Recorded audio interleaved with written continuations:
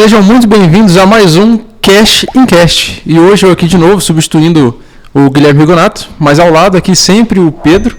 E Pedrão, convidado aí com muita expectativa, aí, a gente ficou ansioso por essa visita aqui. Bastante. E eu vou deixar para você aí apresentar. O nosso convidado ele é um pensador, é uma grande figura, uma grande personalidade do mercado financeiro, né? Também é um filantropo, né? Uma pessoa que ajuda bastante aí nas causas sociais aqui em Goiás, né? Uma celebridade aqui do nosso estado, uma pessoa super agradável.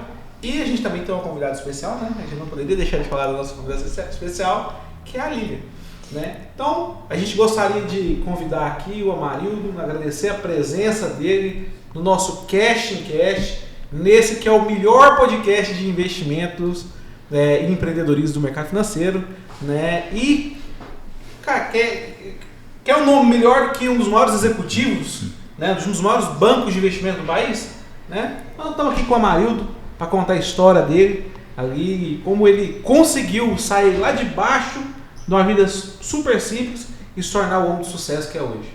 Seja bem-vindo, Amarildo. Obrigado, muito obrigado, Lília, obrigado, Pedro, obrigado.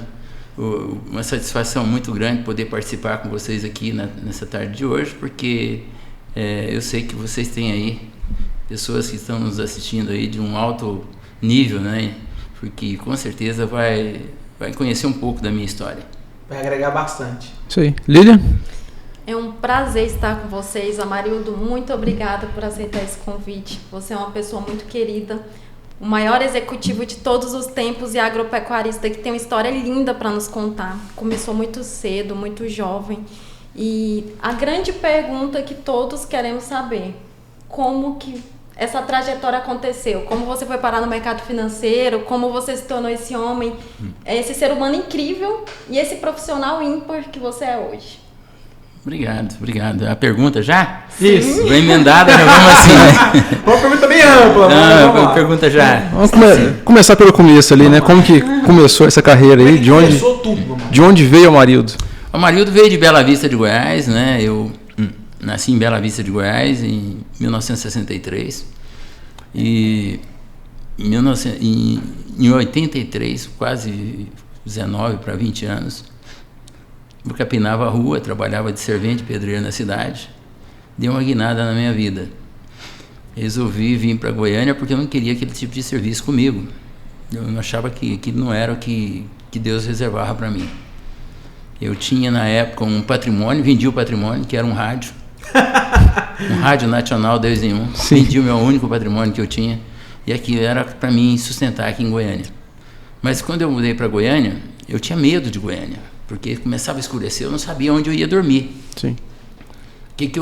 Onde eu ia me alojar. Não tinha lugar de morar? Não tinha lugar de morar. Então, às vezes, você conseguia algum lugar para morar. E outra, se você gastasse o seu dinheiro que você tinha, a sua economia para pagar um lugar de moradia, você não comia. Então, você tinha que escolher. Então, naquela época, eu consegui entrar no agrobanco, na época, né? Eu fui saindo fazendo inscrição e consegui entrar no agrobanco. Na época, no agrobanco, tinha que fazer os testes da datilografia. Eu não consegui passar no teste da datilografia. Porque, na época, o custo da datilografia era caro, eu não tinha condição e eu não tinha treinamento. Aí, eu lembro que o diretor de RH chegou para mim e falou: você joga futebol? Eu falei: jogo. Ele falou: só porque você joga futebol, então, eu vou te dar uma segunda chance. Eu fui para casa, peguei uma folha de papel, que elas escrevia ali as letras, copiei as letras do coisa e treinava. E tentava fazer, a hora que achava uma máquina vaga, para poder tentar aprender a datilografia. Voltei, fiz e passei. E comecei no agrobanco. Começou como estagiário ali. Era como contínuo do almoxarifado, sabe? Porque ali, até 21 anos, o banco contratava nessa idade para poder trabalhar no almoxarifado. E eu trabalhava no almoxarifado. Mas ali eu me destaquei porque eu sempre tive comigo que é o seguinte, tem uma frase que eu sempre falo, né, que o esforço vence o talento quando o talento não se esforça. Na época, muitos filhos de papaizinho, de presidente, de reitor de universidade, tudo trabalhava comigo, os filhos trabalhavam no banco, porque o banco era um ótimo emprego naquela época.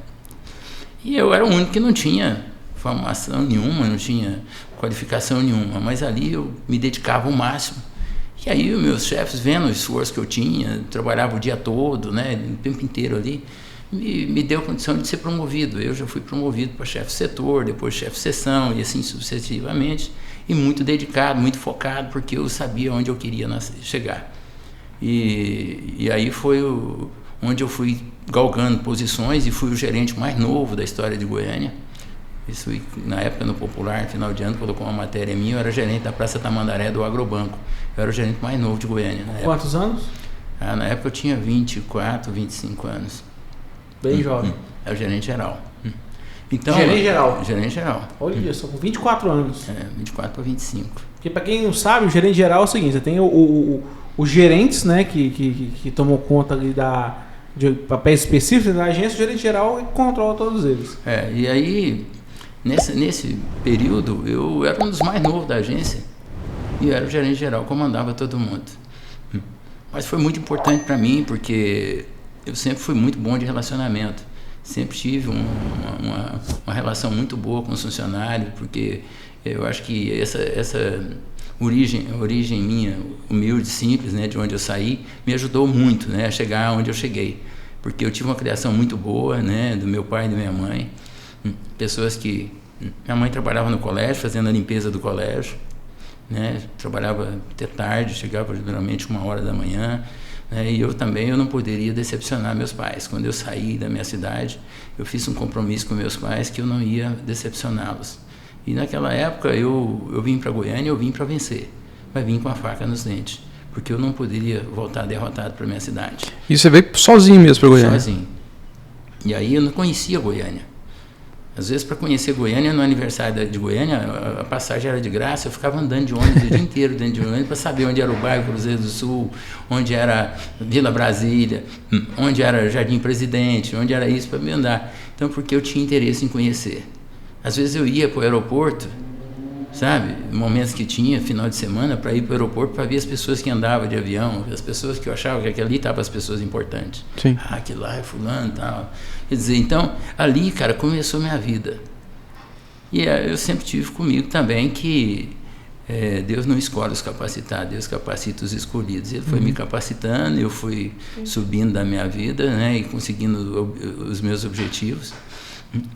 E depois do Agrobanco, o Agrobanco, ele teve na época teve interferência, né, foi fechado pelo Banco Central. E o BEG... E isso foi em que época? 94? Ali? 89. 89. E aí, naquela época ali, todos os gerentes do banco correram, ficaram com medo, né? Sim. Porque tinha muita gente que tinha investimento no banco. E eu, naquela época, eu juntei toda a equipe minha e fui para frente da agência e enfrentei todo mundo. E aí o banco comprou o banco, na época foi o BEG, e o Janides era o presidente do banco. Aí o Janides pegou e falou, todos os funcionários do Agrobanco, nesse ato está rebaixado tudo a escriturário, vão ficar no banco. Mas só um não vai ser rebaixado, vai ser promovido a gerente geral da agência maior do banco, a agência central do banco. Ele me levou para a Praça do Bandeirante, em função da minha postura como homem, enfrentar a realidade, não fugir da dificuldade naquele momento. E a Praça Bandeirantes naquela época, no centro, é onde ficavam todos os bancos, né? E a agência do BEG na época lá era muito grande, tinha 190 funcionários, tinha 78 caixas. E eu era um dos mais novos, garotão, gerente lá, sabe? E lá a gente transformou aquela agência, ganhamos tudo. E aí logo eu virei superintendente do Banco do Estado de Goiás também, virei superintendente regional. E depois, quando aconteceu a federalização, eu fui acabar parando no BIC Banco, como superintendente adjunto do BIC Banco. Tive uma proposta do presidente do banco, que o Dr. Valdinho, na época, que era do Banco Central, ligou e falou, aqui tem o melhor gerente aqui do banco, o melhor cara que nós temos aqui é o Amarildo. Aí ele me contratou, eu fui para o BIC Banco. Nessa época o Itaú já tinha comprado? Estava naquele período, já tinha adquirido. Entendi. E aí eu não fiz opção pelo Itaú, porque eu achava que o Itaú era um banco de rede. Sim. Um banco que poderia não aproveitar tão bem a mão de obra, porque a estrutura do banco é maior do que o pessoal. Eu vinha de um banco mais artesanal, né? Entendi. Aí eu fui para o Big Banco, lá eu consegui construir a minha carreira. Fiquei 11 anos no Big Banco como superintendente regional, ganhei tudo no banco, transformei o Centro-Oeste aqui no Big Banco. E aí em 2010 surgiu a oportunidade de eu ir para o Banco Safra, uma proposta que eu acho que foi a maior proposta do sistema financeiro até hoje. Eu vejo falar que foi a maior proposta que foi. Me levaram para o Banco Safra como diretor regional. E foi um momento muito complicado da minha vida, porque eu não esperava, né? E aí acabei tendo que ir para o Safra. E no Safra me destaquei muito. Depois eu fui para o Safra para ser diretor coordenador, como se fosse um vice-presidente do banco, acima dos outros diretores regionais. E eu fiquei lá por 11 anos no Banco Safra. Ganhei tudo também, me destaquei, sabe? Fui muito feliz no Banco Safra, conheci o Brasil todo, né? E hoje eu tenho um respeito hoje de outras regiões em função dessa passagem que eu tive pelo Banco Safra, né? Que você se torna um executivo nacional. Eu me tornei um executivo nacional. Conheceu o José Safra? Muitas vezes, almoçava muitas vezes junto com ele. Seu José, filho, quem não cuida do pouco não cuida do muito. Como é que, só fazendo essa pergunta, já que o senhor conheceu o seu José Safra, né? Que era o fundador do Banco Safra, o dono do Banco Safra. Não sei se ele era fundador, ele era dono, né? A gente quando entra no Safra, eu também trabalhei no Safra, eu leu um pouquinho a história, mas agora eu estou um pouco esquecido. Mas como é que ele era como pessoa? Seu José é um cara muito humano, uma pessoa maravilhosa. Eu posso falar para vocês que é o seguinte, é uma das pessoas mais espetaculares que eu conheci. Muito sério, muito dedicado, muito correto, muito humano. Sabe? Então, prova disso, ele teve o sucesso que ele teve, né, com o banco dele. Então, eu só tenho a agradecer à família por tudo que me proporcionou, pelo carinho que teve comigo durante o período que eu tive lá. Eu tenho muito carinho por ele. Amarildo, durante a sua trajetória aqui no mercado financeiro, você foi parar no esporte.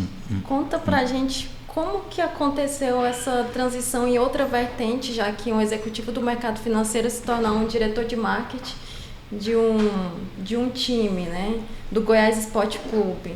Isso foi um convite? O que aconteceu que você decidiu mudar uma vertente assim? Foi concomitante com o seu trabalho nos bancos? E foi exatamente em qual ano? O futebol foi uma coisa que está no meu sangue desde quando eu nasci, né? Eu sempre joguei futebol, né? Na época meu pai fazia bola de meia, né? Pra gente chutar na rua, porque não tinha bola direito, então ali foi uma loucura. E eu sempre joguei futebol. Mas quando, na eleição do Raimundo Queiroz, eu ajudei muito ele e o Ailê na época das eleições deles, porque eu era diretor do Big Banco, e em função do meu relacionamento, do meu conhecimento, eu tentei colocar aquilo em prática nas eleições deles. E acabando as eleições, ele me convidou para mim ser diretor de marketing do Goiás na época.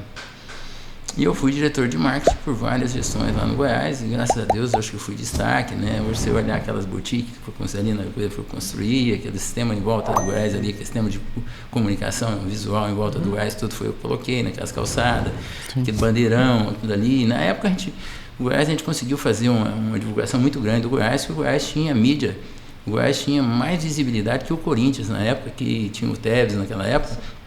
O Goiás tinha mais visibilidade do que os times da Série A, em função do trabalho que a gente fazia aqui. A gente criou uma assessoria de imprensa, começou a criar assessoria de imprensa nacional, fizemos um trabalho muito legal no Goiás, onde o Goiás tinha uma visibilidade muito grande, motivava as torcidas, né? E aí eu comecei a fazer muitas parcerias, vender jogos com parcerias, uma coisa que a gente fez muito, e me entrei no futebol. Quando eu vi, eu estava atuando no futebol e eles já queriam me levar como presidente, e até hoje a torcida pede meu nome aí, porque eu acho que onde eu passei, eu deixei a marca registrada do Amarildo ali, o Amarildo Gonçalves. Hoje eu saí do futebol, acho que foi em 2005, parece, foi 2005, e até hoje o pessoal lembra de mim, né? Fala muito bem de mim aí no mercado, aí, principalmente na crônica esportiva aí, em função desse trabalho que eu fiz no Goiás.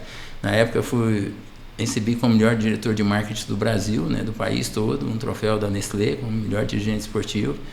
Então fico muito feliz de ter passado pelo futebol e deixado lembranças aí positivas. Você foi diretor de marketing do Goiás que ano?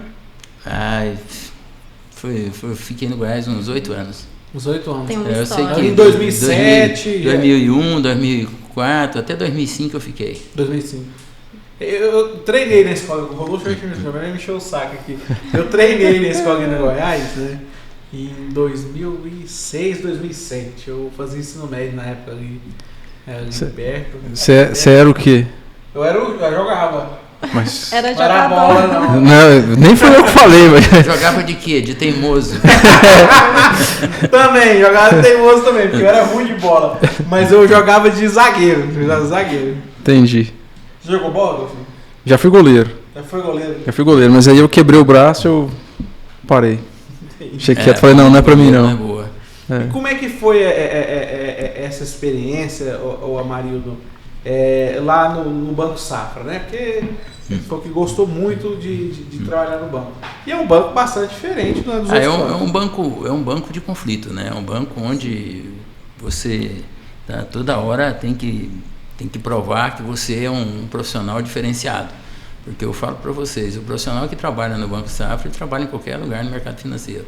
Porque o Banco Safra é um banco muito exigente, um banco onde a competitividade é muito acirrada, onde você aprende muito, mas você tem que ser diferenciado também. Você tem que, se você não tiver vocação para vencer, se você não tiver essa pegada, você não consegue trabalhar no banco.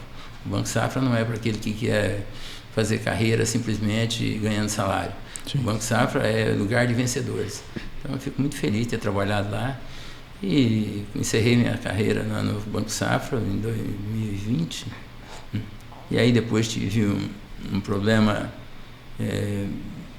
Eu falei, eu vou ficar na fazenda, vou cuidar da minha fazenda. Fiquei aposentado por 30 dias, e aí muitas propostas no mercado financeiro para mim voltar. E acabei aceitando uma proposta do C6 para poder fazer um trabalho de estruturar o mercado aqui. Me aposentei por 30 dias, mas não consegui. O mercado financeiro picou uma vez, né? O mercado financeiro é um bichinho que picou a gente uma vez, acabou, né, Maria? Ele não saiu de você. O negócio é o seguinte... Tentou sair. Mercado financeiro é porque é o seguinte, eu como executivo do mercado financeiro, eu estava acostumado a rodar 5, 6 pratos ao mesmo tempo. Sim. De repente você vai para rodar um só, aí fica sente falta estranho, né? Sim. Um cara carrega 2, 3 celulares, de repente você passa a carregar um e um passa a não tocar, aí você começa a assustar, né? Peraí, tem alguma coisa errada. Então, é essa falta que você faz falta, você sente essa falta porque me dá velocidade, me torna mais dinâmico, sabe? Isso me torna forte, você vencer, eu me qualifico não como um trabalhador, eu me qualifico como um trabalhador. Sim. Eu não me qualifico como um grande vendedor, eu qualifico como um grande encantador. Então isso, eu acho que é a diferença minha como os demais profissionais de mercado hoje. E deve ter sido um desafio muito grande, sair de um banco que tem agência em vários locais e ir para o C6, que é um banco digital, 100% digital, né? A mudança é grande, mas é uma mudança gostosa, sabe? Você se sente jovem, porque tudo é novo, tudo é moderno, é muita tecnologia, né? E eu sou, mesmo sendo um garoto mais, eu gosto muito da tecnologia, do novo, eu gosto muito das coisas do jovem, eu gosto de estar no meio. Prova disso, machuquei agora recentemente jogando futebol, porque eu jogo futebol até hoje, é contra os moleques novos aí, eu gosto de vencê-los, mostrar que essa é meu diferencial, porque eu acho que essa idade cronológica, ela é mais na cabeça das pessoas. Sim. Né? E você tem que fazer com que seu corpo acompanhe. Então hoje eu sou um cara que cuido muito bem, faço academia, me cuido, sabe? Tô parado porque tô vindo uma lesão de aproximadamente 5 meses, né? É uma fase. Uma fase, mas meu corpo está sentindo porque eu sempre me cuidei muito bem, me alimentei muito bem, não bebo, eventualmente um vinho, né? Só, mas não sou de beber. E uma das coisas que me fez diferente no mercado financeiro é porque sempre ouvi meus pais. Porque eu sempre falo, uma frase que eu gosto sempre de falar: a vida vai te tratar da mesma forma que você tratar seus pais. Se você tratar bem seus pais, a vida vai te tratar bem. Caso contrário, você vai ser machucado pela vida. Então, eu sempre tratei muito bem meus pais, sempre tive um respeito muito grande. Meu pai sempre foi e sempre vai ser o meu grande professor, meu maior ídolo, sabe? Em tudo que você vai ver aí, você vai ver o destaque que eu falo com relação ao meu pai, porque eu sempre tive orgulho do meu pai, que ele nunca sentou num banco de escola, mas foi o meu grande professor. Meu pai nunca mal escrevia o nome, mas eu falo agora para você, ele me ensinou a escrever meu nome na história de Goiás, meu nome na história de mercado financeiro, e foi ele que pegou na minha mão e me ensinou a escrever tudo isso. Sim. É inclusive um mandamento, né? Honra teu pai e tua mãe para que te vá bem. Exatamente. E a gente vê aí. E eu sempre falo para as pessoas também, eu devo muito a Goiânia. Quando eu recebi o título de cidadão goianiense, eu fiquei muito feliz. Eu recebi no projeto do Cabo Sena, né? E que nem me conhecia, nem eu conhecia ele me concedeu um título e eu fiquei muito honrado.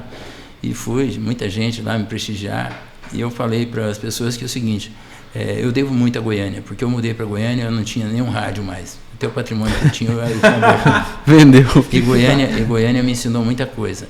E aí, Goiânia foi a minha grande faculdade. Foi aqui que eu aprendi. Foi Goiânia que eu devo muito, sabe? Porque Goiânia é uma terra maravilhosa. E aqui eu vi muitas oportunidades, mesmo no mercado financeiro, que é um mercado muito acirrado, um mercado muito disputado, eu vi que tinha muito espaço. Por quê? Porque tinha muito talento. Sim. Mas é aquilo que eu falei, mas que não se esforçava. Porque o esforço vence o talento quando o talento não se esforça. Então foi ali que eu comecei a me dedicar, sabe? Onde todo mundo se achava que dava por realizado, eu continuava a minha caminhada, sabe? Enquanto as pessoas trabalhavam até 5 horas da tarde, eu ia até 10 da noite. Então eu sempre achei que ia ser o meu caminho. Por que isso? Porque eu sempre tive foco. Eu nasci em Bela Vista. Sim. Passei por dificuldades. Dormi em escada de prédio, dormi na sala de aula no liceu, porque eu não dava conta de pagar para um colégio particular. Morei na casa do estudante quando eu fazia faculdade, ajudei a construir, inclusive a entrada ali. Mas tenho orgulho, comia ali no restaurante do RU, restaurante universitário. Às vezes você achava até parafuso no meio da comida, mas era aquilo que a gente tinha para comer. Era o tempero, hein? Sabe? Então, era muito, mas foi muito importante na minha vida. Hoje eu olho para trás e olho assim, poxa, na época eu não tinha que trabalhar de roupa, meus colegas de banco me davam roupa para mim trabalhar, me davam sapato, eu usava sapato e colocava papelão dentro. As pessoas olhavam para mim, criticavam, riam, fazia... Hoje fala bullying, né? Sim. Hoje é bullying, né? Naquela época não era gozação mesmo, era crítica mesmo, era humilhação. Mas hoje aquelas pessoas, tudo me aplaude, tudo... Sim. Aquelas moças que achavam naquela época, olhavam eu daquele jeito, achavam que eu era feio, hoje acham que eu sou bonito já, mudou, o cara é respeitado e tal. Então muda tudo na vida da gente, muda. Então aquilo que eu falei para você, na minha vida, a minha dedicação, e eu devo tudo isso, primeiramente, a Deus, porque eu sempre fui uma pessoa muito cristã, eu sempre tive muita fé. E eu sempre falo que é o seguinte, quem tem fé, quem tem Deus no coração e tem os seus pais como os grandes ensinadores, grandes professores, você vai vencer. Uma hora você vence. Sim. Qualquer momento a vitória chega até você. Porque Deus só abençoa aquele que tem os seus pais perto de você. Porque tem pessoas que hoje acham que os pais envelheceram, não merecem mais. Ah, meu pai, coitado, ele está ultrapassado. Ah, meu pai não sei o quê. E olha para o pai como se ele fosse um lixo.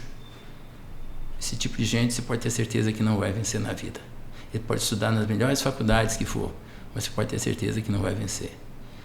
E eu quero dizer para vocês, eu saí de Bela Vista, mas as pessoas achavam que eu ia voltar para Bela Vista novamente, mas eu sempre tive comigo que o seguinte, o meu lugar, meu sonho era estar na Avenida Paulista um dia. Porque eu saí de Bela Vista para não voltar, e para voltar depois que eu conseguisse atingir os meus objetivos.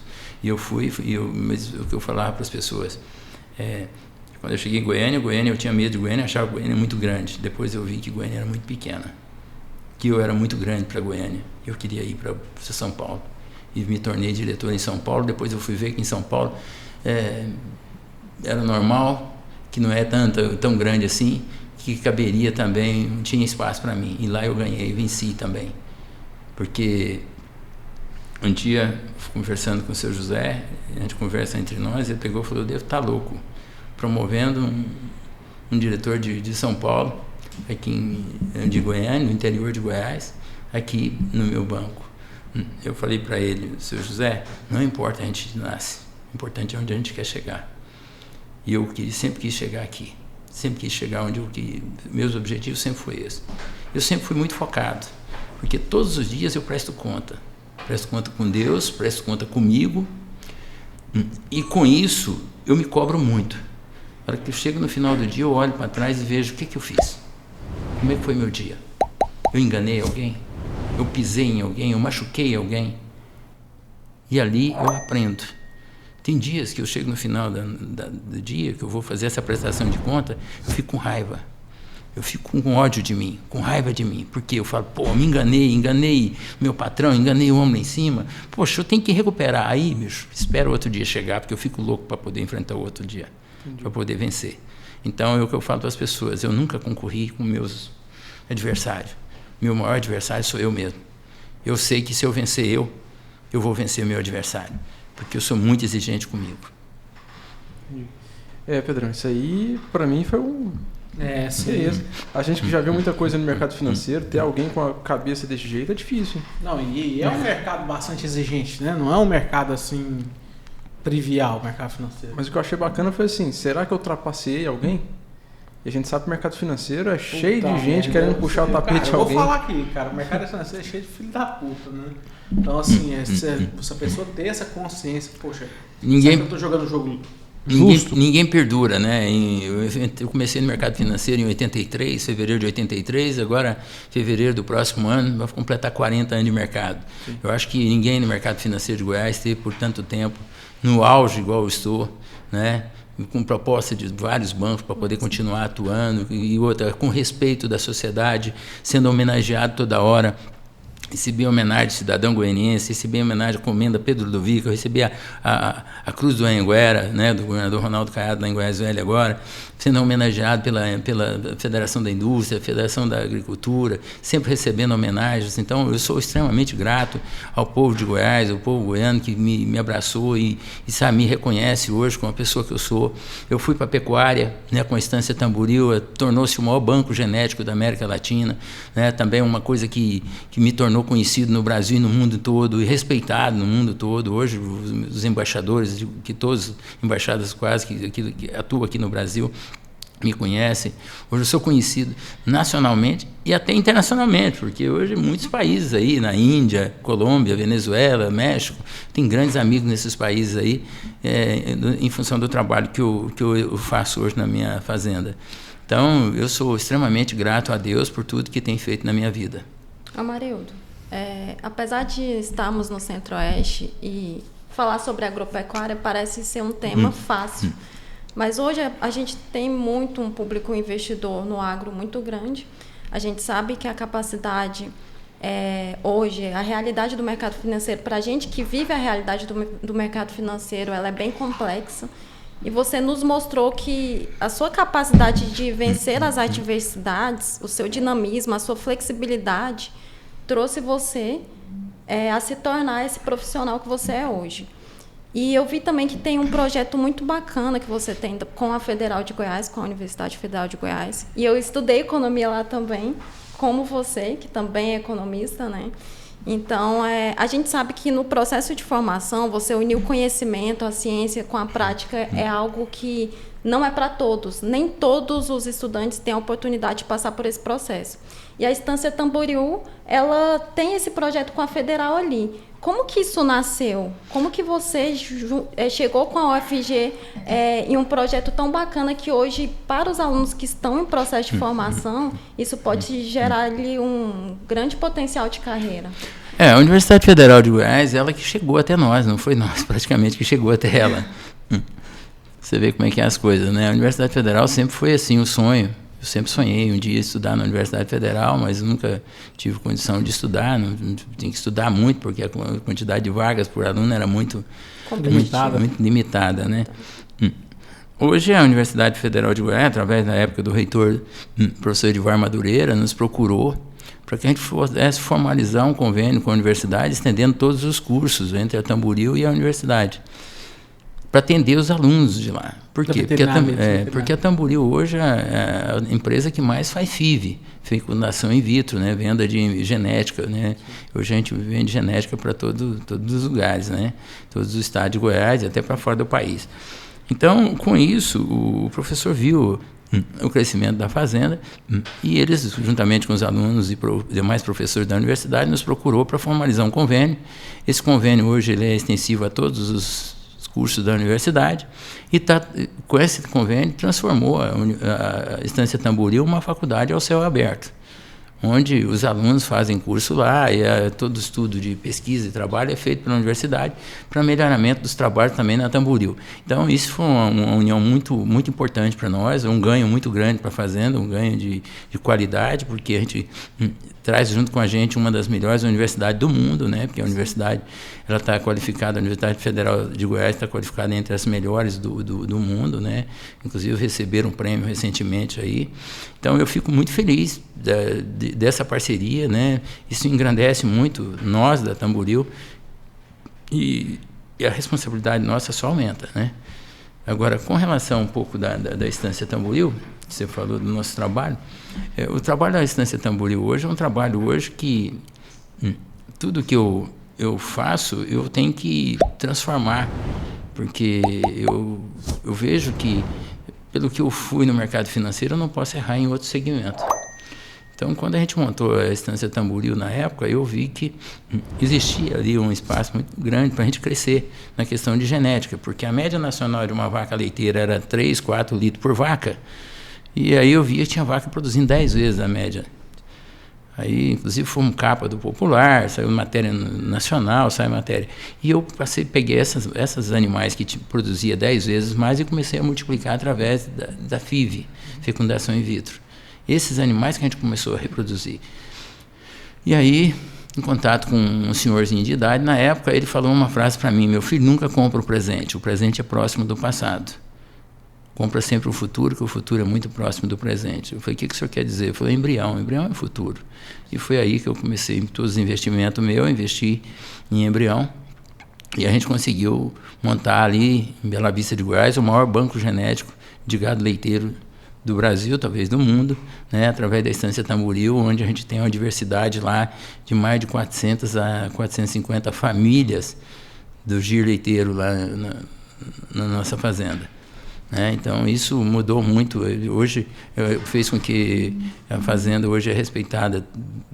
Todos os governantes, pessoas, todo mundo tem um respeito e um carinho muito grande pela Estância Tamboril.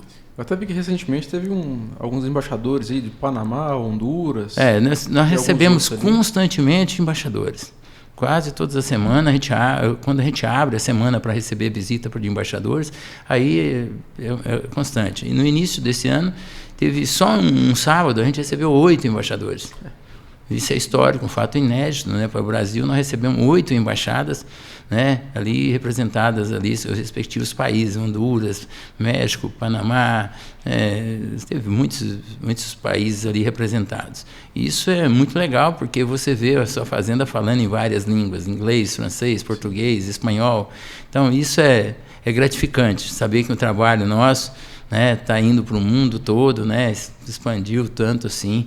E é mais uma coisa que mexeu muito na minha vida.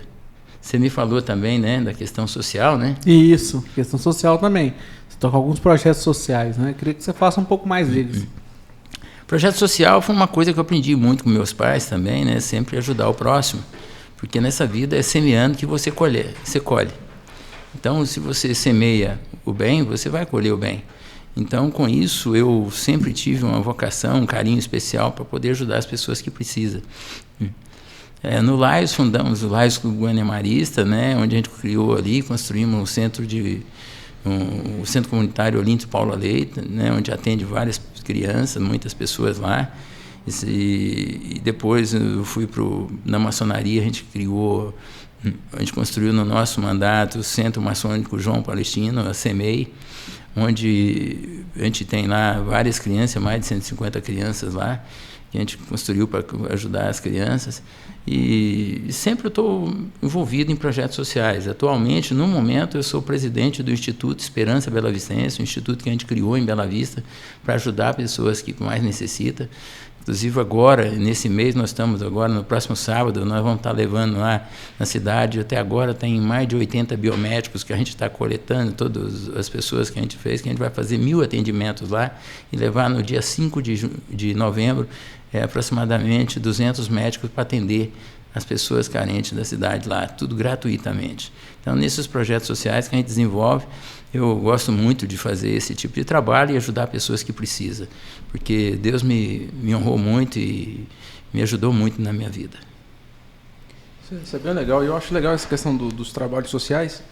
E assim, às vezes como uma coisa, falando de outros convidados que a gente teve aqui, parece que vem um convidado atrás do outro, assim, para falar de uma sequência de coisas que parece que a gente precisa aprender também. Sim. Na semana passada a gente teve aqui a Flávia da Solute, falando também sobre essa questão a mesma coisa. De trabalhos sociais, e eu achei fantástico. É muito simples, na vida a gente tem que pagar a conta. Sim. Não existe almoço de graça. Você tem que pagar. Então, aquilo que você ganhou, você tem que ajudar, você tem que devolver alguma coisa. Então, eu acho que Deus te deu a capacidade, não foi só para você usufruir, é para você usar em prol de outras pessoas. Então, Deus me deu a capacidade, conhecimento, para mim poder ajudar pessoas que precisam. Sim. E hoje eu vejo isso com muita naturalidade, eu gosto muito de ajudar, eu sinto bem, isso aí hoje é um da satisfação que eu tenho muito grande, é poder ajudar as pessoas, ver a felicidade estampada no rosto de uma criança, de uma pessoa de idade, ou de uma pessoa que precisa de uma cirurgia, ou precisa de uma ajuda, ou precisa de uma cesta, sabe, de alimento. Isso aí, o ano passado, em plena pandemia, a gente distribuiu mais de 3.000 cestas de alimento. Então, eu sinto muito, eu fazia na minha fazenda, durante a pandemia, eu fazia live com os cantores famosos aí, levava todos para a minha fazenda, a gente fazia live, e essas lives a gente arrecadava cesta de alimento e depois distribuía isso para as pessoas. Então, Deus nos deu a inteligência para a gente usar, não só em prol nosso, mas também em prol das pessoas que precisam. Então, eu acho bom pagar um pouco da conta. Isso é legal, isso é legal. Cheguei a um executivo cobiçado, e até hoje, muito cobiçado no mercado financeiro. Tenho lá a minha instância Tamboril, que exporta para o Brasil inteiro, para o mundo inteiro. Mas e aí, é só isso? Não, quero deixar um legado, quero deixar um... Né? Isso é bacana, eu acho muito legal de ouvir. Eu acho o seguinte, eu tenho comigo que meu pai sempre falava para mim, meu filho, a grande riqueza do homem não é aquilo que você acumula de bens materiais. Porque um homem inteligente, um homem rico, ele não morre nunca. Ele vive eternamente na memória das pessoas que vão conviver com eles. Então eu quero dizer para você que é o seguinte, eu não quero ser lembrado pelo que eu fiz, o que eu construí aqui na Terra. Eu quero ser lembrado na memória de todo mundo pelo que eu deixei de legado, que eu construí, que eu fiz de ações boas, sabe? Não pelo que eu acumulei de bens materiais. Porque assim eu nunca vou morrer. Você pode ter certeza que um grande homem aqui na Terra que construiu e ajudou muitas pessoas, você vê aí pessoas até hoje, eles falaram do Betinho, né? Eles falaram de pessoas que trabalhou nas questões sociais, que ajudou isso, fez aquilo, é lembrado até hoje. Dura 50, 100 anos, então não morre. E muitas pessoas que têm muito patrimônio, né, e que morrem uma semana depois, ninguém lembra deles, muito pelo contrário, deixa para a família brigar e fica aí todo mundo, ninguém lembra da pessoa. Ou fica com raiva dele. Então eu acho que a grande riqueza, bicho, a grande riqueza é você entender isso. Eu acho que o homem, a partir do momento que você descobre que a riqueza do homem não está naquilo que você acumula de bens materiais, mas sim de boas ações que você faz ao seu próximo, você se torna um homem rico. Esse é o homem rico, sabe? E eu posso falar para você, hoje eu sou um homem rico, porque eu gosto e sinto isso, que eu tenho feito alguma coisa que ajuda as pessoas que precisam. Mário, eu te fiz essa pergunta aqui nos bastidores, mas eu gostaria de fazer essa mesma pergunta na frente das câmeras. Você não acha que a geração hoje nossa está muito Nutella, não? Porque, cara, você veio lá de baixo, dormiu ali no sereno, né?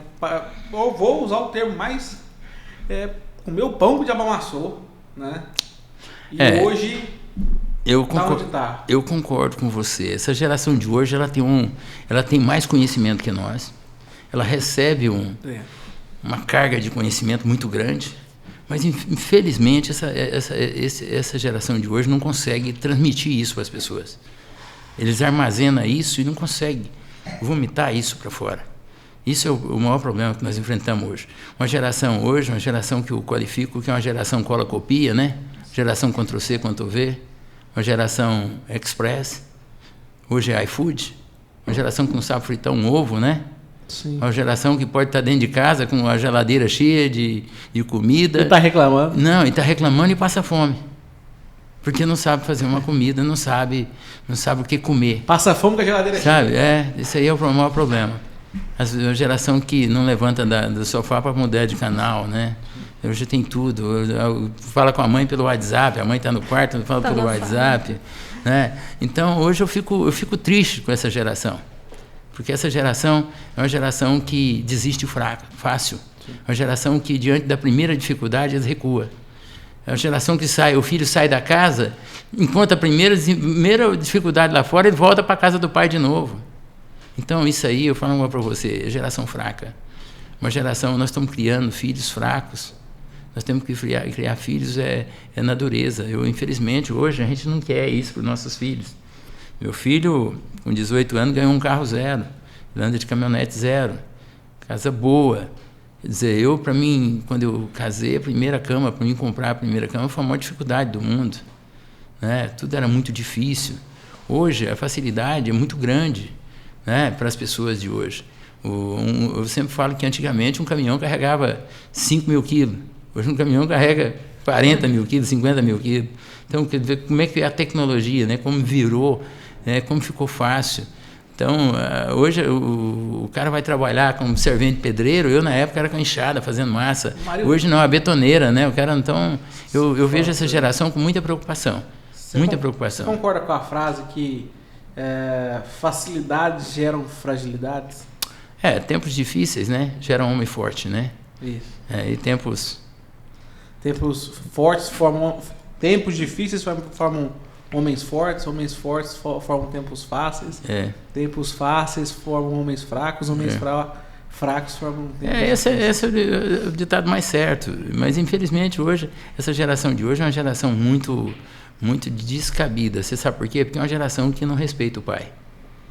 A maioria dessa geração de hoje, eles acham que o pai está ultrapassado, que o pai não é aquilo mais. Não, eu quero dizer para você que é o seguinte, cara. Deus capacitou o pai de uma forma que o pai, se você... Hoje eu não tenho mais meu pai, mas gostaria muito de tê-lo aqui até hoje, porque meu pai sempre foi meu professor. Com ele que eu discutia, com ele que eu tirava minhas soluções eu aprendi muito com meu pai. E quando eu falo do meu pai, eu me emociono porque ele foi uma pessoa muito importante na minha vida. Sabe? Meu pai, ele foi meu ídolo, sabe? Meu grande ídolo, e até hoje é meu grande ídolo, sabe? Porque ele fez a diferença em mim. Ele me ensinou que para mim vencer eu não precisava fazer coisa errada. Meu pai me ensinou que para mim vencer eu não precisava me drogar. Para mim arrumar namorada eu não precisava beber, sabe? Hoje, a juventude de hoje está tudo errada. Eles não ouvem os pais, então o que acontece? A maioria acha que para arrumar uma namorada bonitinha tem que drogar para criar coragem, usar bebida para poder se achar, fumar. Então, quer dizer, tudo errado, tudo errado. Eu tenho certeza que pai nenhum recomenda o seu filho para que ele possa beber, para que ele possa fazer coisa errada. Então, eu acredito que, primeiramente, as pessoas, para poder se dar bem na vida, primeiro ele tem que respeitar, honrar e ouvir os pais. Marido, e assim, a gente vê, por exemplo, hoje em dia a gente vive num mundo muito de imagem, né? Então, assim, a gente... Instagram, por exemplo. Você olha pro Instagram e pensa que a vida de todo mundo é perfeita. Instagram. Estraga. Exatamente. Exato. Então, se a gente olha pro lado assim e pensa que a vida do outro é perfeita, o cara vive no céu. Sabe o que é mais interessante? Que o Amarildo é necessário. É o que eu falei pro Pedro, pro Rodolfo lá nos bastidores, antes de a gente começar. Porque quando você fala sobre começar do zero, muitas pessoas falam, mas ele é quem ele é hoje porque tem uma família X ou porque ele recebeu uma ajuda de Y. Você não, você nos mostrou como começar do zero. Nunca recebi. Não, eu vou citar aqui o meu exemplo. Tá? O meu avô, por exemplo. O meu avô tinha... Agora não vou lembrar de cabeça todos os irmãos que ele tinha, que alguns já faleceram. Ele tinha uns 12 irmãos, 11 irmãos. E família muito pobre, né? E ele estudou, trabalhava e estudava, né? Trabalhava de dia e estudava à noite. Meu avô fala, ou ele ia para casa comer ou ele ia estudar, né? Não tinha jeito, né? Então, ele estudava fala supletivo aqui em Goiânia na época. Passou para fiscal, né, do estado, né? Fiscal da Receita. E aí a minha mãe já estudou no melhor colégio de Goiânia. Completamente oposto. Completamente oposto. Né? Já foi para faculdade de fazer odontologia. Aí teve eu que peguei mais facilidade ainda. Né? Então, assim, eu às vezes, Amarildo, eu vou ser muito sério com você aqui, com o nosso público. Eu sinto falta de ter tido mais volatilidade na vida. Entendeu? Principalmente no começo. Né, e na adolescência. Eu acho que no começo ali da vida as pessoas têm que não pode receber nada fácil, porque aí você vai ver que a vida você tem que ir ganhando na vida, você tem que ir ganhando espaço, conquistando aquilo, né? Porque as pessoas que ganham tudo de muito fácil perdem muito fácil, não dá valor. Né? Eu dou muito valor nas coisas, porque é o seguinte, foi difícil para mim conquistar. Eu sei como é que foi, sabe? Desde o primeiro carro que eu comprei, desde o primeiro lugar que eu morei. Então eu guardo tudo e sou muito agradecido por tudo que eu tenho, por onde eu cheguei, né? Porque a minha explicação do meu sucesso só tem uma explicação: Deus. Não tem outra coisa. Porque quantas pessoas nasceram, né? E tiveram a oportunidade de chegar e não chegou. Mas Deus foi me capacitando. Eu vejo que, assim, o meu avô, por exemplo, situação, né, que tem uma certa semelhança com a sua, né? Cara, veio de baixo e assim, meu avô não compra, meu avô ganha um salário muito bom também, ganha um salário muito bom, de aposentadoria. Né? Ele não come McDonald's, que ele acha caro. Vou falar aqui, tá? Meu avô não é figura pública, então eu posso falar. Meu avô ganha em torno de 40 mil por mês. Ele não come McDonald's, que acha caro. Então são dessas coisas, sabe? Não gosta de desperdício de jeito nenhum. Né? Ele dá valor no dinheiro. Dá valor no dinheiro. Eu lembrei da minha época, que a minha trajetória é um pouco curta, né? Que eu tenho pouca idade ainda. Mas você falou do RU lá, eu lembro, assim, me trouxe na memória um momento que eu passei, porque eu entrei na UFG em 2011, né? Que eu sou economista, eu entrei no curso em 2013, mas eu ingressei na Federal muito antes, eu entrei na área da tecnologia. Então, eu passei em 4 cursos lá dentro. E quando eu sonhava em estudar ali, porque eu venho de uma família muito simples também, e a gente não tinha condições eu não tinha condição de pagar uma faculdade, e nem minha família. Então, lá, eles falavam para mim, muita gente falava, você não tem perspectiva de entrar numa Federal. E eu estudei muito, não tive, a pessoa sem perspectiva cursou praticamente 4 cursos lá dentro. Então, assim, eu passei por essa época de RU, de você lutar por uma bolsa de incentivo ao estudo, e a gente sabe o quanto isso é difícil, o quanto dói. E principalmente porque lá dentro também tem outros perfis de alunos que estão completamente opostos, né? Tem pessoas que vêm de famílias muito ricas, que está tudo ali dentro de uma universidade federal. Então, assim, me lembrou muito, assim, a minha época de federal, assim, você contando sua história. Então, achei muito bacana. Essa história que você falou aí, as pessoas que falam que o negócio não vai dar certo, você não vai dar conta, você vai voltar. Eu agradeço esses caras demais. Porque foi esses caras que me deram força para mim lutar. Sim. Muita gente falava que não dava certo. E hoje, cara, essas pessoas estão lá na cidade, olha para mim, vê o bem, eles, graças a Deus, eles não conseguiram fazer nada na vida, porque era tudo filho de papai naquela época.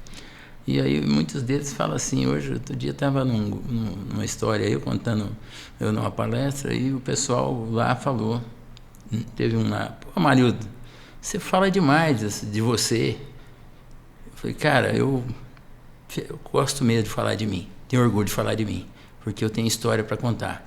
Eu não vou falar de outro eu não vou falar de quem não tem história. Até porque quando eu falar de cara que não tem história, leva o nome de fofoqueiro. Eu não sou fofoqueiro, eu prefiro falar de mim do que falar de pessoas que não têm história e levar o nome de fofoqueiro. Então, não é comigo. Então, hoje eu falo muito de mim. Você pode ver que eu jamais falo de outras pessoas, não falo. Se não for para falar o bem, eu jamais vou falar mal de alguma pessoa. Não é do meu feitio, não é do...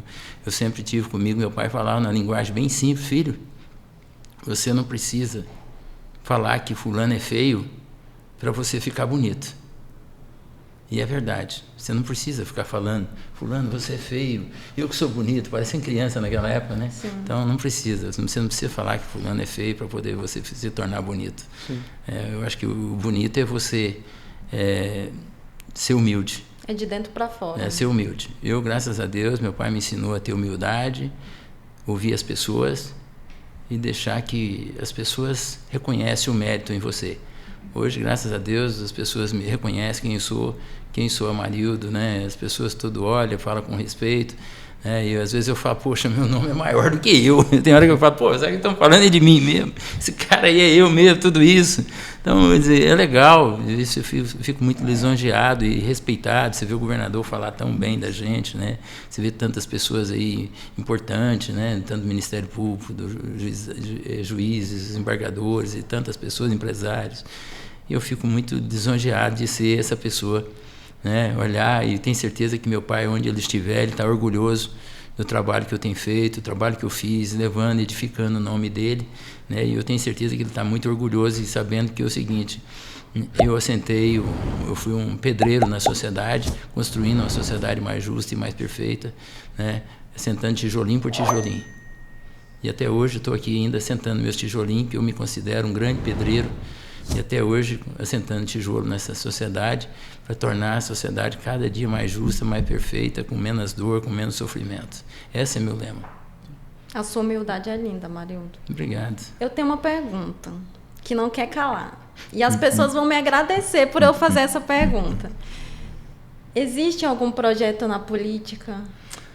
Não, não tem. Isso vem desde quando eu surgi no mercado financeiro, todo mundo fala, Amarildo vai ser o próximo prefeito de Bela Vista, Amarildo vai ser candidato, Amarildo vai ser isso, Amarildo vai ser aquilo. Agora surgiu que eu seria candidato a deputado federal, a deputado estadual, a prefeito. Não tenho. Eu gosto muito de servir, eu gosto muito de ajudar, eu acho que eu sou político, né? Político não de forma partidária, mas eu sou político corre no sangue, né? Essa política corre no sangue, mas eu sou amigo dos políticos. Eu prefiro hoje ser amigo dos políticos do que me investir numa carreira política, porque eu não quero arriscar tudo que eu construí em 40 anos no mercado financeiro em poucos dias na política, até porque a política é um local muito, eu sempre falo que é um terreno muito um pântano, sim. Muito melindroso, não é para qualquer um que pode transitar no meio da política. De repente você pisa ali num campo minado e você estoura e se queima tudo que você construiu ao longo da sua vida, né? Então é um campo para profissionais, para políticos, e isso a gente deixa para os amigos nossos que têm mais capacidade, mais preparo, né? Eu sei que se eu me ingressasse na carreira política eu poderia fazer muito bem, mas se de repente eu fosse candidato a prefeito, eu tenho certeza que eu ia transformar muito o município, porque a experiência que eu tive na iniciativa privada, eu aplicando isso no setor público, eu tenho certeza que se torna muito mais competitivo, porque a minha visão é a visão empresarial. Então, quando você vai para o setor, a gente tem exemplos aí de grandes, igual o Zema lá em Minas, né? O governador Zema, que era um grande empresário, mudou para o segmento, eu tenho certeza que a gente profissionaliza o setor público, e isso muda muito, né? Torna o setor público mais competitivo, né? E bem melhor mas eu acho que não é meu caminho, não. Pelo menos eu não tenho nos meus planos, não. O que eu vejo da política de grande problema é que muitos políticos entram lá e começam a legislar em causa própria. Né? Então, hoje tem políticos que a gente, desculpa até expressar aqui, mas já passou o período eleitoral, né? Igual o governador Ronaldo Caiado, que é um político que é médico, né? E que dedicou muito à política e já não... Eu acho que ele perde mais dinheiro na política, sendo político, porque ele ganha, porque ele cuidando do patrimônio que ele tem, que vem de família, né?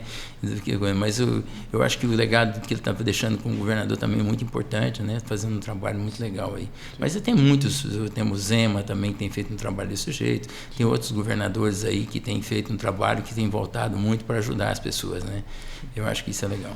E mesmo fora da política, né? Você ajuda muito as pessoas através dos seus projetos. Então, eu acho que isso vale mais do que talvez você se envolver com campanhas, eu sendo amigo dos políticos, eu já consigo ajudar muita gente, né? Muito mais. E hoje, esses projetos sociais que a gente toca aí, a gente ajuda muitas pessoas e isso é muito legal.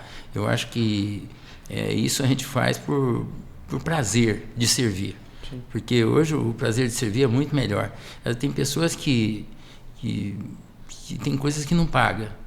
Não paga. Quando você vê um sorriso de uma pessoa, de uma criança que está, sabe, que nunca ganhou um presente, um brinquedo, né? E quando você dá um presente para ele é maravilhoso.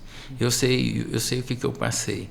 Eu vou contar uma história para vocês. Eu peguei Covid e fiquei maio do ano passado até de 28 de abril até maio, fiquei 30 dias internado. Fiquei muito ruim, pensei que eu não voltava. Mas eu não respirava, né? Muito desesperador, fiquei numa situação muito ruim, perdi 13 quilos. E aí, naquele momento ali, eu tinha certeza que eu ia sobreviver. Porque eu via, todo momento, vinha na minha mente, eu entregando cesta, vendo as pessoas sorrindo, aquele povo alegre. Eu falei, Deus me quer fazendo isso. Então, eu teve um momento ali que eu acho que eu estava ali num momento muito difícil, um dos piores dias da minha vida, eu entreguei.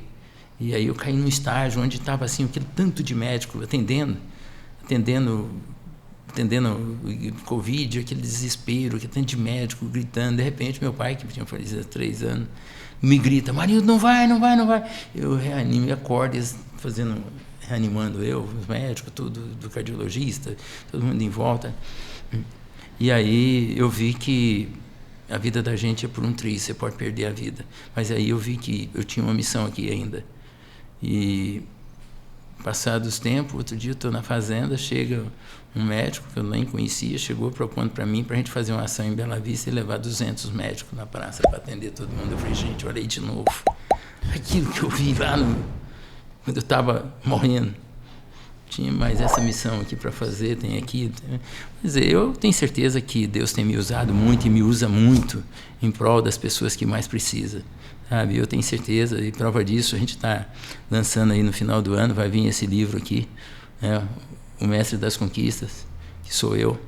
Um spoiler aí, eu contando aí antes da hora. É a sua história. Então tá aqui, tá a história minha aqui, tem muita coisa aqui, história dos professores, onde eu comecei, né? Tá aí, tem as coisas aí da fazenda.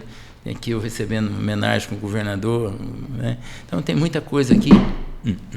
Esse livro sai no final do ano e eu quero que esse livro seja inspiração para muitas pessoas, principalmente aqueles que nasceram ali em berço simples, mostrando que não importa onde você nasce, o importante é onde você quer chegar.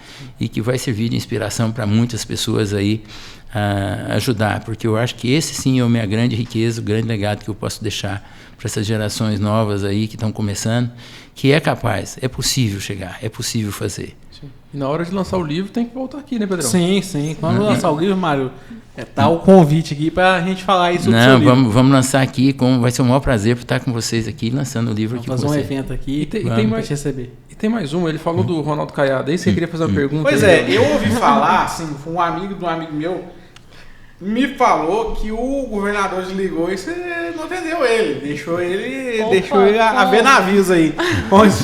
Explica essa história pra gente aí, Marildo. Não é não. É porque a gente recebe muitas mensagens, o telefone muito concorrido, você sabe como é que é. E quando ele me ligou, eu não estava atento à ligação e não atendi. Mas aí depois eu vi, liguei para ele sabe do carinho que a gente tem, a gente se fala muito e eu tenho o maior respeito por ele sabe disso. E não é porque ele é governador, eu tenho respeito e amizade pelo homem, Ronaldo Caiado, pela pessoa que ele é, uma pessoa que é cristão, religioso também, tem uma fé muito grande em Deus. E a gente tem muita coisa parecida. Um homem que tem posição, né? Estado, ele é bem. Eu acho que o Ronaldo é o seguinte: o Ronaldo a gente tem que ver que eu sou suspeito para falar dele pelo homem que ele é. Pelo que eu conheço ele como pecuarista, um homem que usa botina no pé, um homem simples, um homem que, sabe, conhece, fala muito bem do agro, conhece muito bem do agro, né? E hoje a gente está aí, a tranquilidade. Eu sempre falo que é o seguinte, eu até comentei com o Ronaldo quando eu fui lá, que em 2015 eu fui assaltado 3 vezes com um revólver na cabeça. Inclusive um aqui na T63, aqui me levaram um carro meu. E aí, hoje a gente pode poder morar nas fazendas, hoje a gente tem tranquilidade de morar nas fazendas, pode sair em Goiânia, acabou aquele negócio de sequestro relâmpago, assalto, aquilo deu uma segurança muito grande. E isso devemos muito ao governador, que vem fazendo um trabalho muito bem, muito especial o trabalho dele. Eu gosto muito do trabalho que ele vem fazendo. Além de ter colocado as finanças do Estado em dias, né? Colocado tudo aí, hoje o Estado você não vê mais aquela bagunça de falar que não paga folha de salário, não paga aquilo, não, pagando tudo em dia. Então isso aí a gente tem que ter orgulho, porque tem muitos estados aí que estão parcelando folha de pagamento aí para pagar em 10, 12 meses. Né? Então quer dizer, isso é muito triste. Já ganha pouco, ainda vai estar parcelado. Mas hoje nós temos orgulho que nosso estado é um estado maravilhoso, nossos políticos aqui de Goiás são os políticos que a gente tem que elogiar, porque são a maioria dos políticos muito corretos, muito trabalhadores. E eu tenho orgulho hoje de morar em Goiás, que é um estado muito bom, onde tem pessoas muito honestas, e o estado de Goiás hoje, eu acho que nós vamos ser exemplo para o Brasil e para o mundo, da forma que nós estamos trabalhando aqui no estado de Goiás. Muito bom. Essa pergunta, eu sei que foi uma brincadeira, só que a gente estava descontraindo aqui antes de começar, mas agora é uma coisa séria, hein, Pedrão? Seria bom o Ronaldo Caiado estar aqui, né? Seria muito bom, né, ter o governador aqui. O Ronaldo é uma pessoa muito acessível, com certeza se vocês convidarem, pode ter certeza que ele vai vir. Ele é um cara muito acessível, um cara muito simples, muito tranquilo. E o Ronaldo gosta de participar, ele vive, né? Ele vive esses momentos. Eu convido ele para minha fazenda sempre, quando tem algum encontro de criadores, ele vai e ele não quer ir embora, ele quer estar ali, porque ele gosta de conversar com o pecuarista, ele gosta de falar da vaca, ele gosta de falar do cavalo, ele gosta de cavalgada. Então, esse é o grande prazer do Ronaldo. E está feito o convite, então, Ronaldo Caiado. Eu sei que você vai estar assistindo aqui, seja bem-vindo aqui, já te esperamos aqui já. Inclusive, eu ainda tenho uma ideia melhor, trazer o Amarildo com o Ronaldo Caiado. Eu acho que vai ser uma conversa muito Ia ser melhor ainda. Exato. Grande amigo meu, se a gente se vier, seria um prazer tê-lo aqui conosco. É um prazer. Bom, eu tenho só mais uma pergunta. Já que o Amarildo falou, e assim, a minha última pergunta, não sei se é de vocês, mas já que o Amarildo falou muito em relação a futuro, essa questão de sempre pensar ali um pouco à frente, qual seria o seu próximo passo e onde você quer chegar? Você falou que lá atrás você falou assim, bom, eu quero chegar na Faria Lima. Eu não vou ficar satisfeito enquanto eu não chegar na Faria Lima. Então, qual que é o seu próximo passo? Onde você não vai ficar satisfeito se você não chegar naquele ponto? Eu conto uma história para você que é o seguinte, eu traço as minhas metas anualmente. Eu quero falar para as pessoas que estão nos assistindo aqui que se você quiser chegar em algum lugar, você faça seus objetivos. Eu faço comigo o seguinte, daqui 1 ano, o que eu quero ter, onde eu quero estar, daqui 5 anos, onde eu vou estar, o que eu quero fazer, daqui 10 anos, o que eu quero ter, o que eu quero fazer. Anoto isso e escrevo. E todos os dias eu olho aquilo. Ou então eu registrei na minha mente. Quando eu vejo, eu cheguei. Mas se você não fizer isso, você não chega. Você começa a andar e volta. Eu sempre projetei. Construí a Estância Tamboril em 2008. Começamos de nada, de uma vaca, um alqueire de terra. e tinha o objetivo de ter tanto em tanto tempo, transformar tanto. Depois em transformar a Estância Tamboril, o maior banco genérico da América Latina. Depois em transformar isso, isso e isso. E os meus objetivos, eu quero me tornar, agora com o lançamento do livro, eu quero me tornar palestrante. Já tenho muitos convites para me tornar palestrante, eu quero me tornar palestrante e tentar influenciar pessoas de forma positiva, levar a minha palavra, levar a palavra de Deus em todos os lugares que eu for, porque eu sou muito agradecido a Deus. Eu sempre falo que quem agradece, a graça desce. Quem agradece, as coisas acontecem, as coisas crescem, né? Tudo é positivo. E quando você reclama, você anda no seu carro para trás, você usa qual marcha? A ré. De reclamar. Então é o seguinte, eu sempre tive esse lema comigo, agradecer para fazer as coisas acontecer. Então eu tenho comigo lançar o meu livro, vou me tornar palestrante, já tenho muitos convites já aí para fazer palestra, e toda a renda eu quero destinar para fins sociais. Toda a renda das palestras, toda a renda da venda do livro, tudo para finalidade social. Bacana. Então, eu quero ajudar as pessoas. Hoje, minha vida, eu voltei para o mercado financeiro mais com o intuito de ajudar as pessoas, sabe? Ajudar as pessoas que eu quero, que eu gosto, e eu faço isso todos os dias. E isso tem me dado um alívio muito grande, porque eu falo para você, quando você faz algo para as pessoas que precisam, você pode ter certeza que você se torna mais leve, se torna bem mais leve. E a vida da gente é essa, cara. A gente tem que botar na cabeça que é o seguinte, a gente veio aqui no mundo, não foi só para se ficar bonitinho, se transformar, cuidar do seu corpo, cuidar de você. Você veio aqui para cuidar de outros. Sim. Se você tiver a consciência de que você veio para cuidar de outras pessoas, automaticamente Deus cuida de você. O resto vem espontaneamente. Você se torna bonito. Aos olhos de Deus você se torna lindo. E aos olhos do seu semelhante, você também se torna uma pessoa bonita. Aí às vezes as pessoas falam assim, poxa, por que fulano tão feinho é casado com aquela moça tão bonita, né, ali, né? É o caso da... Você também é bonito, Pedro. Eu sei que você quis dizer isso. Pedro, você também é bonito. Então é assim, então... Não podia perder a piada, Mário. Tem muita autoestima. Então, é porque aos olhos... bonito, né? É porque, com certeza, aos olhos de Deus, né? Quando ela olha para você, ela vê uma pessoa bonita. E, de fato, você é bonito mesmo. Amém, Senhor. Porque, com certeza, Deus não fez ninguém se não tivesse, né? Uma beleza, né? Todos nós temos a nossa beleza, né? Umas são mais nossa difíceis capacidade de enxergar que as outras, mas elas estão lá, né? A beleza do Pedro é aquela beleza abstrata, né? Sim, claro. Eu falo que eu sou mais bonito que tem aqui no escritório. Você já viu? Você sabe o que é abstrata, né? Aquela coisa meio... É tipo Picasso. A abstrata é aquilo que você sabe que existe, mas você não vê. Não consegue ver. É tipo então, a fé, né? É tipo a fé, você sente. Aí essa é a beleza mais bonita, né, Maria? Beleza abstrata. A beleza do Pedro é a beleza interna. Tá tranquilo. A beleza interna. Ô, Mário, é uma figura mesmo. Ô, Mário, eu queria muito te agradecer a sua presença aqui no nosso podcast, né? A gente aprendeu bastante aí com a sua história de vida, né? E para mim eu sempre gosto quando a pessoa vem aqui, né? Começou de baixo e mostra Eu vou tomar até um vinho, então. Essa caminhada tão bonita. E é isso, né? Eu, assim, pra mim, de novo, né? Em mais um podcast, aprendi demais. Foi mais uma aula. Eu queria, depois que a Lilian falasse, deixar o Amarildo falar um pouquinho e deixar uma última lição de vida aí, né? Já que falou tantas. Amarildo, você é o homem das frases. Eu queria que você deixasse uma frase que você ainda não falou nesse episódio. A frase pra semana. Pra todo mundo fechar a semana. anotar ali assim. e postar lá no Instagram. Deixar a Lilian escolhendo o falar livro aqui. enquanto- Eu quero Tantas, ó. Eu quero a frase. A que você mais gosta, Mário? Vai falar uma frase boa. Assim, as frases são tocadas para mim, né? Então eu não sou muito... o que vem na hora. Às vezes eu falo, mas é muito relativo. Às vezes eu acordo 3 horas da manhã, eu falo algumas coisas, surge algumas coisas que eu falo de onde saiu isso, sabe? Assim, tão significante, né? Eu vou deixar... Que eu não li o livro, vou ler o livro ainda. O livro tá aí.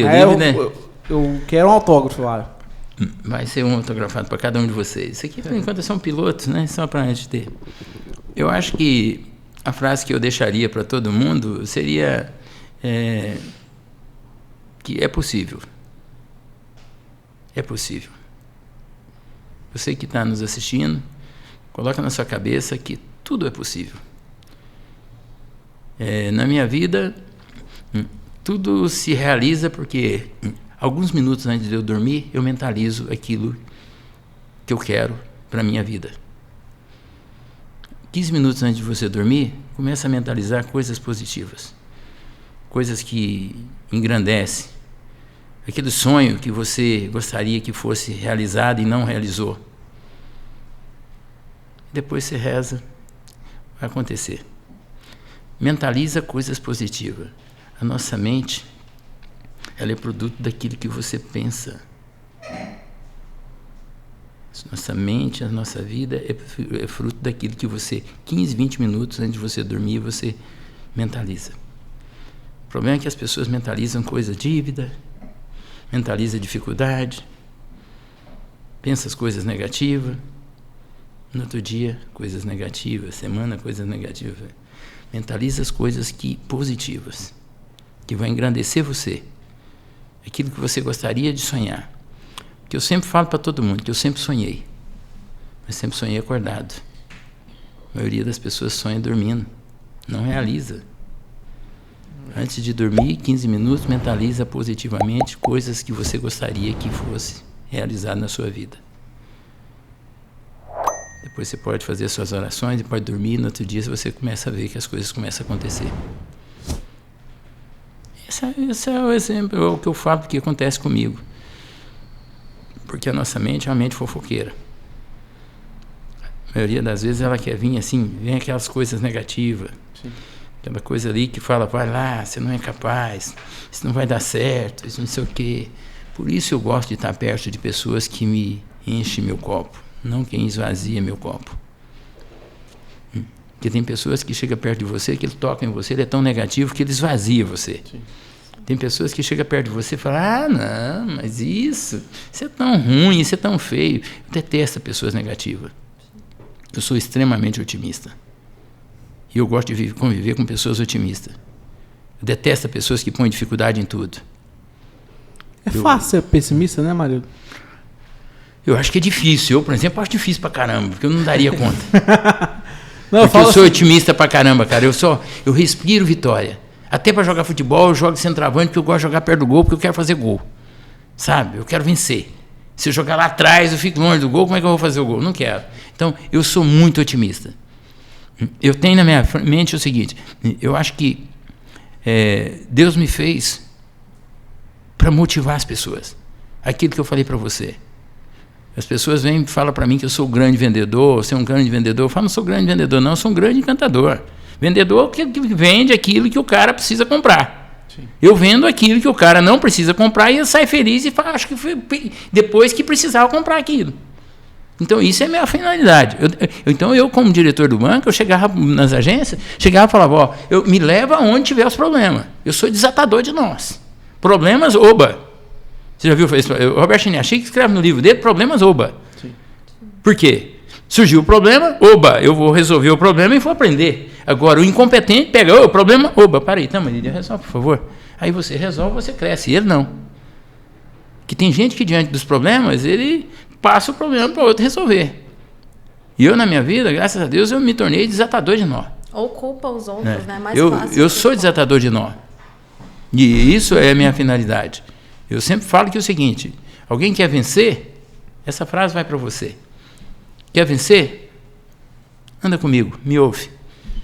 Eu vou ensinar você como vencer. E é simples vencer. Algumas palavras têm que fazer parte do seu vocabulário. Deus, família, vitória, vontade. Isso tem que fazer parte do seu exame. Para quem quer vencer, tem que eliminar os nãos. Vou falar um negócio para vocês aqui. Vocês sabem qual são o maior medo do mundo? Da morte. Medo da morte. O maior medo do mundo. As pessoas ficam com medo de morrer, fica pensando na morte, não posso fazer isso não, porque eu posso morrer. Não sei o quê. E esquece de viver. Alexandre o Grande falava que os homens não fazem mais porque temem a morte. Exatamente. Então o medo impede você. É o maior medo do mundo. Segundo maior medo do mundo, você sabe qual que é? Da derrota? O medo da perda. Perda de emprego, perda de patrimônio, perda de dinheiro, perda de família. Essa perda, cara, é o que você, com esse medo, você impede de você ser um grande empreendedor. Sim. Você não ganha dinheiro. Quem tem esse medo não é vitorioso. Quem tem esse medo vai ser empregado o resto da vida. E o terceiro maior medo do mundo? Medo de falar em público. As pessoas que têm medo de falar em público, ele não tem o dom da oratória. Ele não se vende. As pessoas que estão do outro lado não conseguem comprar você, não conseguem comprar o que você vende.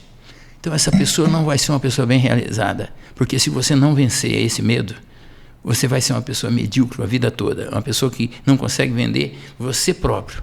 Porque não consegue falar de si. Então, o terceiro maior medo é esse. Você tem que eliminar e vencer esses 3 medos. Vencendo esses 3 medos, você pode ter certeza que você vai ser um grande empresário, um grande executivo, você vai ser grande nesse mundo.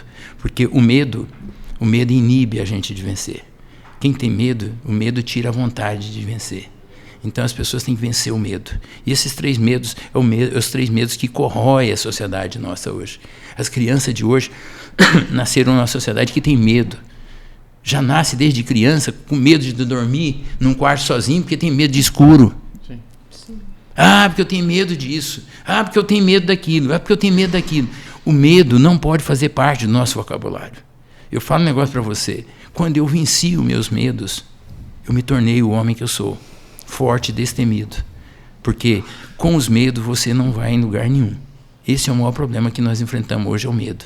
E essa geração de hoje é uma geração medrosa. E eu falo mais uma para vocês. Você sabe por que eu me tornei o que eu sou? Porque eu me tornei forte. Eu enfrentava todos os caras que tentaram me atravessar na minha frente, queriam me humilhar, me botar eu para baixo. Porque assombração sabe para quem aparece. Assombração só aparece para quem tem medo. Então, cara, eu falo agora para você. Muito banqueiro, muita gente grande apareceu na minha frente e tentou me destruir.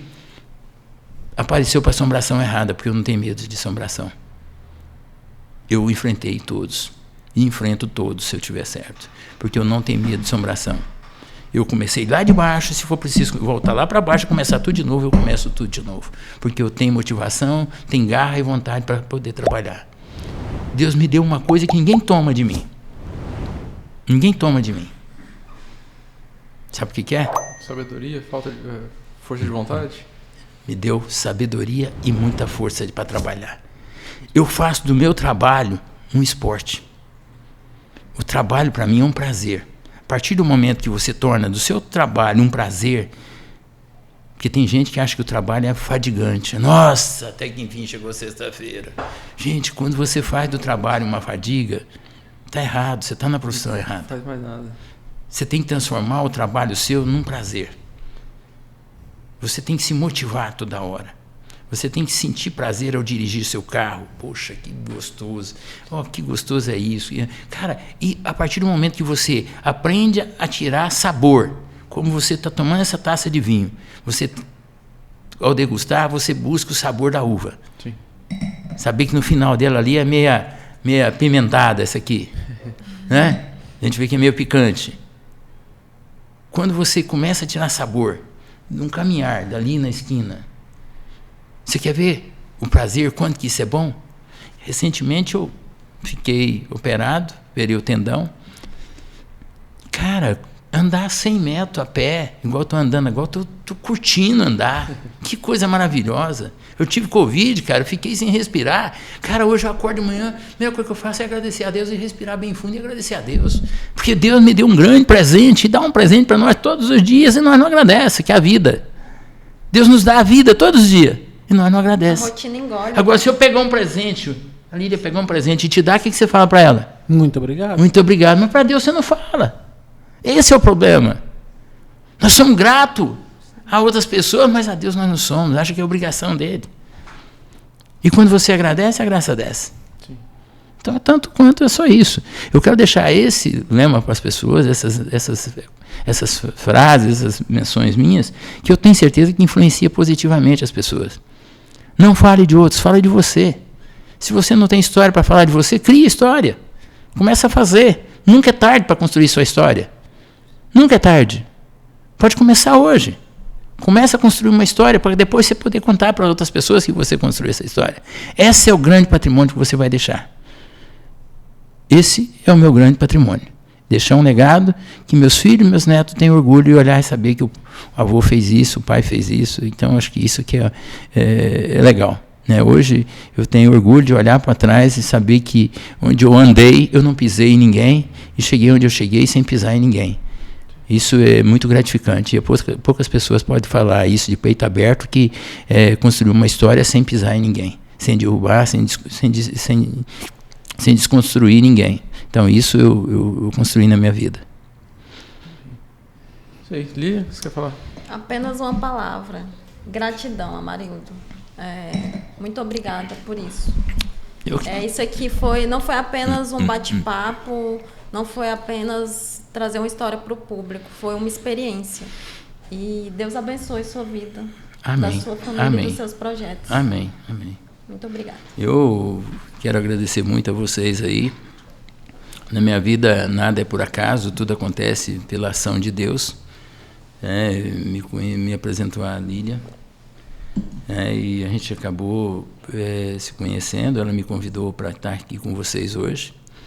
Até então, eu vim aqui, conheci vocês quando eu entrei ali, me senti muito familiar, muito em casa, sabe? E senti que eu estava entre irmãos, entre filhos, amigos. Me senti muito em casa, muito à vontade. Que bom, Mário. Quero aqui agradecer vocês pelo esse momento tão especial que vocês me proporcionaram. Poder ouvir um pouquinho da minha história. E quero dizer para vocês, Deus escolhe os irmãos por afinidade. Tenho certeza que vocês fazem parte dessa irmandade por afinidade e nos colocou aqui, não foi por acaso. Alguma coisa tem, porque Deus tem me usado muito. E às vezes lá na frente eu falo, mas por que eu estava ali? Por que eu fui em tal lugar? Depois eu vou entender o porquê. Então, acontece coisa lá na frente. Então, você pode ter certeza que tem um porquê esse é a minha estada aqui hoje com vocês. E com certeza tem uma finalidade. Talvez alguém que está nos assistindo, ouvindo ali, que estava meio sem perspectiva de vida, meio desiludido, meio com a cabeça para baixo, levanta a cabeça, fé em Deus, tudo é possível, cara, tudo basta você querer. O ser humano é movido por isso. Eu acho que a gente precisa acreditar que coisas melhores vão vir. Né? E é um aprendizado para todos nós, né, Mário? Uma pessoa que tem mais experiência que a gente, para mim foi um aprendizado muito grande aqui hoje no canal. Obrigado, eu fico feliz de poder contribuir com vocês e estou sempre à disposição, onde que vocês quiserem me convidar, vai ser sempre um prazer estar aqui com vocês. Eu falo muito, as pessoas falam que você se prepara para poder falar. Não, outro dia dei uma palestra aí para muitas mil pessoas num evento aí, acabei falando e motivei muita gente lá. Eu estava muito inspirado no dia, porque eu falo tocado pelo poder do Espírito Santo. Aquilo que me dá vontade, você pode ter certeza, eu falo para tocar o coração das pessoas, eu falo para poder motivar as pessoas, porque eu tenho certeza que Deus me usa muito. Amém. Pedrão, eu ficaria aqui mais umas 3 horas conversando aí sem nenhum problema. Eu também ficaria, cara. É bom, né? Cada convidado que está vindo aqui, a gente aprende bastante.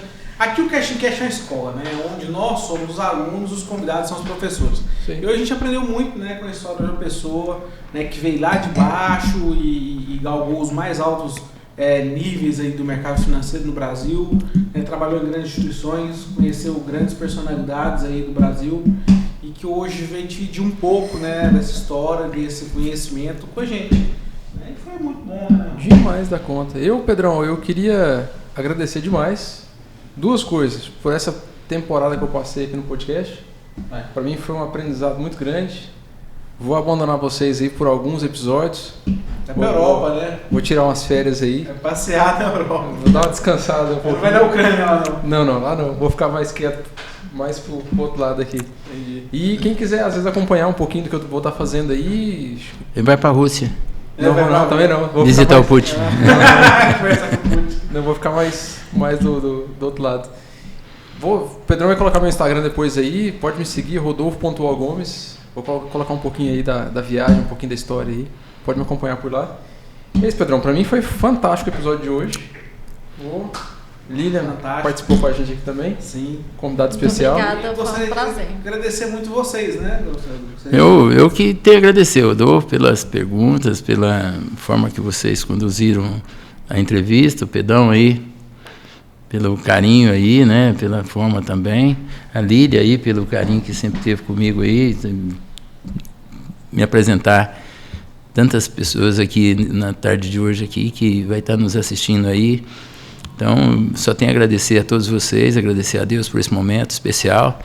E com certeza a gente vai se ver aí muitas vezes aí, porque Deus nos... Com certeza. E Deus a honra foi toda nossa. Obrigado. Espero reter essa mesma honra mais algumas vezes e já te convido aqui pra gente lançar, né? Ser uma das casas que vai lançar o seu livro. Vamos, já tá. Lá conhecer o Já tá aí. Tamboril também.